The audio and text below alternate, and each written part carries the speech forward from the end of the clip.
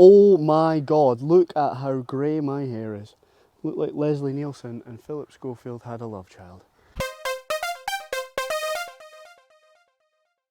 Alright, I'm Craig and this is Diary of an Angry Scottish Golfer. This is a weekly YouTube video series that just tracks my progress in trying to get better at golf, trying to get down to scratch. So if you like these sorts of YouTube vloggy golf things, consider subscribing because that would be nice. I'm going to fix my collar because I'm not Elvis Presley, King of Pop. King of Pop? Was that Michael Jackson? What was Michael Jackson? What was Elvis? Elvis was the king. Elvis was the king, but Michael Jackson was the king of pop. Makes sense. What are you talking about? Right, do this intro. Right, so today's video, I'm gonna be trying to develop like a wedge matrix for awkward kind of yardages, like 50-ish yards that are sometimes a bit fiddly for me. I never really felt like I've been a field player. I've always felt way too technical to do that. So my pitching and chipping has improved a lot recently. What I'm gonna do is I'm gonna use that improved technique to try and get repeatable swings that I can reference and see how that feels. So this video is gonna be broken down into 3 parts. Part number 1 is going to be, I'm going to talk a little bit about some technical changes that I've made. Not giving a lesson, like I'm not telling you what you should do. As I always say on this, like, see a golf pro, that helps. But I'm just going to talk about a couple of things that I have made changes wise based on lessons I've had, short game lessons I've had, and how that's benefited me. Second part, I'm going to reference, we're just going to run through building the wedge matrix. So talk about what my reference points are internally, and then we'll see how far those distances go. And then the third and final part, we're going to do a distance challenge. The distance challenge has some pretty dire consequences. So I would recommend hanging around to the end to see the results, because I've not done it yet. I don't know what the results are, but when I do it, I'll tell you what the consequences are. And honestly, they are really shit. Oh, you're having a laugh. So yeah, not looking forward to that, but the rest of it should be fun. I'm gonna hit some pitches, and I'm just gonna talk about some technical changes that I've made based on the lessons that I've had. I'm also gonna put a link, because I filmed the lesson where these technical changes kind of had a bit of a eureka moment. I filmed it and it's on the channel, so I'll put a link to it if you want to watch the video, and obviously you'll understand a bit better coming straight from the horse's mouth. Is that right? Does that make sense? Never look a gift horse in the mouth. Straight from the horse's mouth. A lot of horse related shit. Previously, the way I had pitched and the way I learned to pitch, it was quite high risk, high reward, in that the way I learned to pitch can best be described as having like quite a V motion. So it would be quite, the hands would be forward, pick it up quite high, try and drive the club into the back of the ball. When I say V, you imagine that's your swing plane, like it goes up quite steep, down, and then up again. And that's fine if you catch the golf ball at the very bottom of the V. Like if you'll obviously hit quite drivey pitches, like quite low ones. And if you catch it, then it's fine. But if the ground's really wet and you do that, you're going to fat it. Or if you move the point of the V a little bit too far forward, you'll thin it. So the idea is that you want more of a U shape, because if you imagine like the bottom of a U is a lot softer than a V, in that like it's shallower, you can catch the ball, you've got more room for error. You've suddenly got like an area that you can hit the ball well in, as opposed to just the bottom of the V. So like I say, that's the way I had pitched. And the key points, the 2 key things that I've changed, are the way that I move my pelvis and the way that I release my hands. The way that I had moved my pelvis, if you imagine like a straight line here, I would stand really open to it, and I would pick the hands up and I would cut across it. I'd move my pelvis, would stay low, and it would move left. So I would hit pitches, kind of cutting across it like that. Pelvis moving away to the left. And you can hit some decent pitches like that. I mean, I did it for years. A lot of people have good success like that. So you get those kind of nippy, picky ones. I found it quite hard to regulate distance. And also, under pressure, like like you can hear there's like 3 different strikes. They all sounded different. So the changes that I've made, the easiest way to explain it is, if you think about the pelvis, your belt buckle or whatever, the way that it's been explained to me is through the ball, you want the belt buckle moving up and to the left, up and to the right, sorry. If you think of that through a different point, I think about my left shoulder blade moving up. So I'm almost like standing up through the ball, which sounds so nuts because you think that you're just going to knife it. But it's because pitches are quite steep anyway, steep angles of attack, you almost need that to shallow it out. See, like, I'm properly standing up. I hope you can see the difference. And like I say, I'll put up the video of Tiger Woods and Brett Rumford. I'll put some lines on it so you can see what I'm talking about. But it's just so that the way that your pelvis moves, the way that your pelvis moves is better. It's so much easier to create contact. Once you get over that initial fear, it's like, okay, this is better. And a great way to practice it, I don't know how well you can see this on the camera, but hopefully you can demonstrate there is in fact a hill here. So a really good way to practice this is to hit balls off an upslope, because it makes you do that anyway. It makes you hit up through it. Well, for me anyway, like I say, I'm not giving anybody lessons by a fucking long shot. I'm not trying to tell you what to do. This is purely a channel where I talk about what I'm doing, what works for me. And that was nipped, that one. That was hit really well. There we go, up slope. Yeah, that one's not going in the video, I'll tell you that for free. Anyway, yeah. So you get the idea. Like I say, like I'll have shown in those videos, that's a good way to practice it, is hitting them off up slopes. And it really has helped me massively. It's made it a lot better. A lot better. The second thing that I've been working on is the way that I release the club. The way that I release the club through the ball. So, like, obviously when you're hitting full shots and stuff and the aim's distance, you notice that you get like quite a big gap between the handle of your club and your body.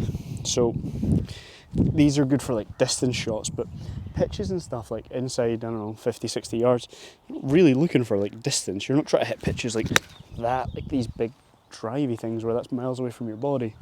So the second thing is learning the difference in release pattern between a fuller shot, so ergo, vis-a-vis, concordedly, words that don't mean anything, ergo, why am I saying ergo? You do these videos and you just say words you've never said before, your absolute life. Right, what I mean by that is, you're not looking for, so that's a release pattern that's pretty good for like a full shot, but then there's a difference, and I never knew there was a difference.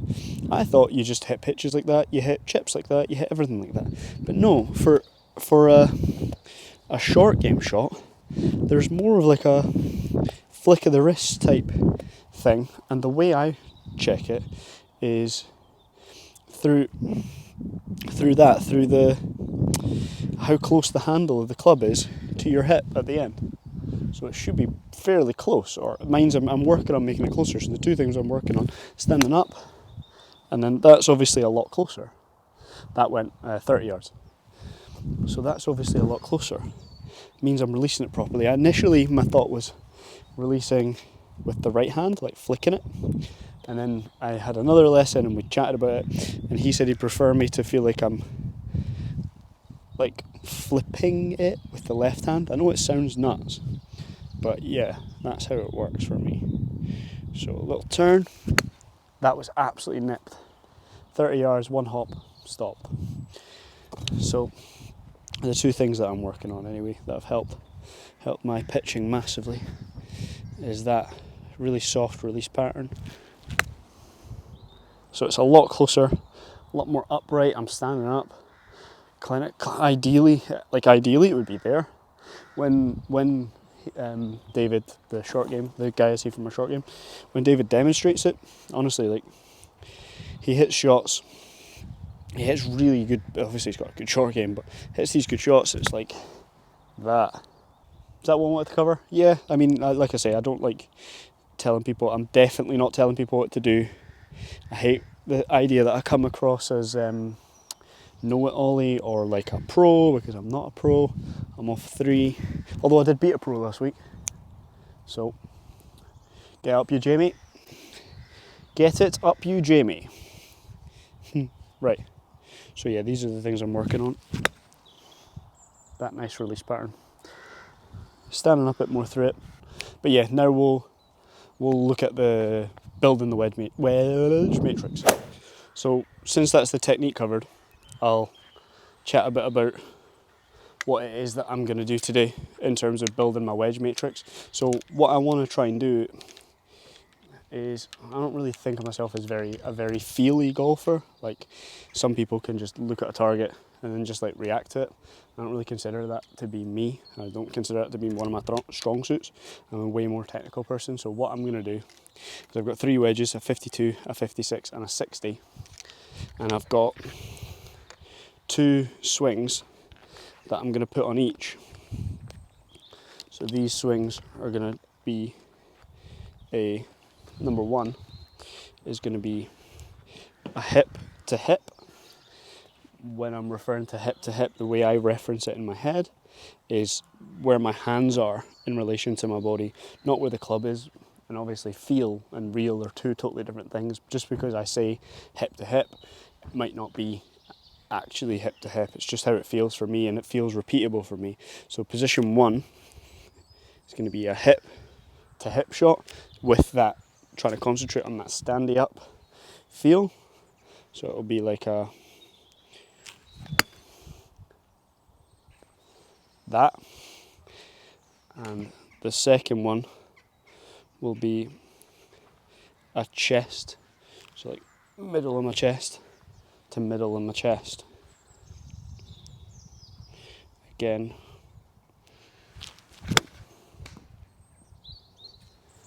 middle type deal. And I'll use these swings. I'm going to hit 10 balls with the 52, the 56 and the 60 for each of these distances, or each of these swings. Go out, check where the distances are, and then I've got like a little reference point. From there, once I've got that, we can move on to the challenge. So yeah, we'll crack on. Very scientific, this test, because there's like a yellow golf ball, so it's always good. It's always a good sign when you're using good quality golf balls. But my short game golf balls all kind of got nicked, I guess. But oh my god, oh, wildlife, pigeons. Look at that pigeon. Look at the size of that pigeon. Oh, flappage. Anyway, that's all that matters. So, hip to hip. Terrible swing, but 1, hip, hip. 2, kind of landed near it.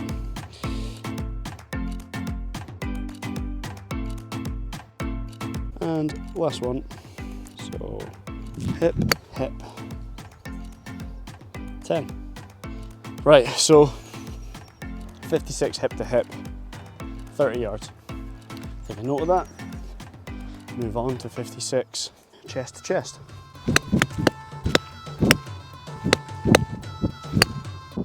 I'm going to repeat this process for the 52 and the 60. I'll come back to you with the numbers and then we'll get stuck into the challenge. Hang around, because honestly the consequences of the challenge are really, really grim if I don't make it. So if you enjoy seeing me in pain, I don't know, maybe you're my ex-girlfriend or something. I'm gonna have to cut that out. Right, so I've done the wedge matrix. I'll put the numbers up down below. A bit of crossover between some of the numbers, like all those changes that I made was to get more of a neutral flight. I noticed that it was going in there and it was like curving off to the right a little bit too much. Some people like to see their shots go in with a left-right spin, but for me, much prefer a straighter shot. It becomes like the way that it was explained to me is that then it becomes a one-dimensional problem solving game. Like short games should be a one-dimensional problem solving game where you're trying to just work out how far to hit. You shouldn't be thinking about how far to hit and also what line to hit it on, like shapes and stuff should be largely irrelevant. Yeah, anyway. So there's some crossover, which is potentially due to my release pattern, maybe hitting a little bit too fat, because I'm still working on it. So maybe some I've released less than others, a bit of dispersion. But to be honest, the whole idea is that this gives me a rough estimate, and from there I can try and build a bit more feel. If I know that like 50 yards for me is in the ballpark of a chest to chest, then I can go out and practice that and I can kind of hone it in a bit better. But yeah, it's not an exact science. So for this challenge, I've set up the launch monitor, although we've agreed, although in the past I've done a swing review of that, and it's not the most accurate bit of kit, but for the purposes of this video, we're just going to go by whatever it says. And that's it, no arguments. So the challenge is 5 golf balls. We're going to use a random number generator on my phone between, I don't know, say 30 and 80 yards. I'm going to hit the number that comes up, and this machine will tell us, you'll see on the video and you'll probably hear through the microphone, it'll tell us how far it has gone versus how far it actually has gone against our challenge, and the difference across the 5 golf balls I will run in miles throughout the next week. So there's 5 shots, for example. If the target is 75 yards and I hit it 70 yards, that's 5 miles. If I do that 5 times, I have to run 25 miles, which is obviously not ideal. So it's a really shitty forfeit, but however we get on, I'll do it. I'll do it, and you'll see in next week's video. I'll put it at the start. So, without further ado, I'll hit randomize. This isn't the number, this is just what I came up with when I typed that in. So, randomize, 73 yards. The last cone there is 75 yards. So, near that. I'm really going to concentrate now because this matters. Go.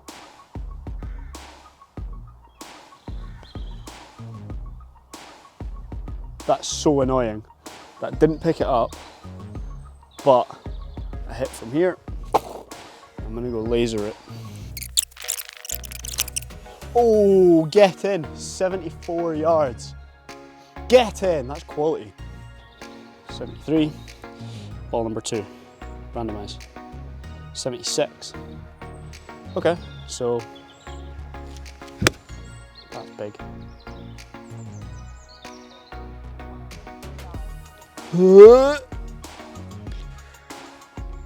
81. 6 miles. Okay, 6 miles. Disgusting. Just like that, you're running 6 miles. Okay. Christ. Okay, right. Next one. 76. 49. Right, okay, at least I had a couple of coverages for this. So 49, 50 yards was chest to chest with my 56 degree. Come on.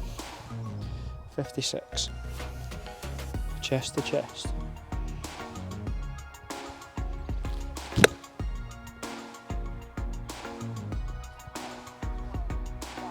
Oh, you're having a laugh.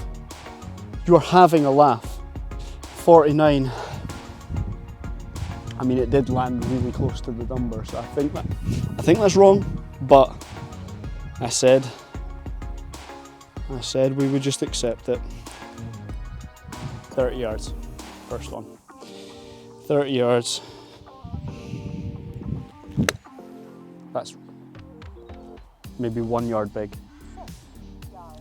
Do you know what happened there?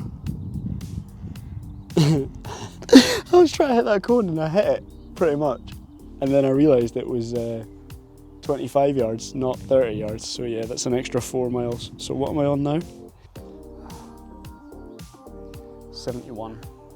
Chest to foolish finish. And what was chest to chest for this? Was like 60 yards. So you know what I'll do? I won't do chest to foolish finish. I'll do chest to chest with speed. See if I can get it out there. That's way short.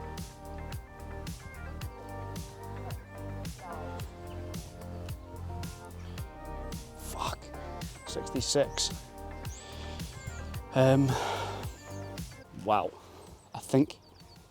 Yeah, I mean, I'll double check. I might be out by a little bit. Yeah, I mean, I'll double check this, like right now. I'm not being very coherent because I'm in shock that I'm gonna have to run like 30 miles, and I'm kind of trying to work out how I can do it in a week. I mean, yeah, I don't know, yeah, I'm in shock. As always, thank you very much for watching, I appreciate it. If you are new and you did enjoy this video, please hit the like button, that helps. I didn't realise that it helped before, but apparently it does help YouTube promote your video, and then other people watch it, and then more people watch the videos and stuff, which would be nice. Other than that, I don't have anything else to say. Subscribe if you haven't subscribed, if you liked it. New videos come out every Tuesday at 6 PM. So, yep. Thanks for watching. Bye-bye. Oh my god, I'm going to have to run so much.